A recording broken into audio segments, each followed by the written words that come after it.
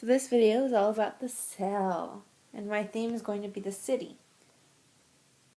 The cell is the basic functional unit of all living things.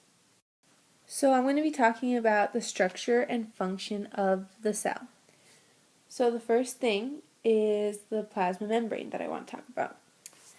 So features include proteins, which provide open passageways through the membrane, which, for example, would be freeway on-ramps, because they technically open passageways onto the freeway.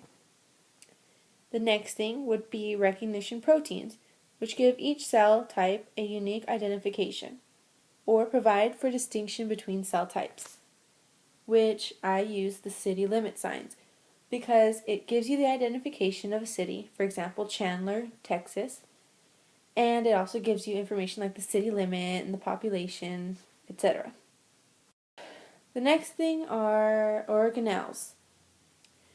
Organelles features include Golgi apparatus, which collect and modify proteins and lipids and packages them into vesicles. So it's kind of like the post office of the city, because they collect all the mail and then they package them to send off, and then they send it off in these little cute little trucks.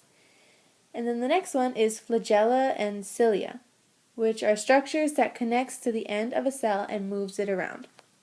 So in a city, you would see mostly like motorcycles, bicycles, or cars, like different types of cars that can move them around. So flagella and cilia look different. So that's why I put like a motorcycle and a car right here, because, they look different. And I put this one right here because the Lego man connects to his bicycle. So, yeah, that's the similarity there. The next section is prokaryotes and eukaryotes. So, for example, the difference between the two is prokaryotes don't have a nucleus. No, that's a big no-no. And eukaryotes do. So in this case, the city hall would be the nucleus because it's kind of like the center of everything for the city. Prokaryotes, ribosomes, are smaller than that of the eukaryotes. So for example, this is a small factory and this is a big factory. Eukaryotes are the cells that I previously described. So the flagella, the cilia, the Golgi apparatus, the proteins that provide that open passageways, plasma membrane, everything.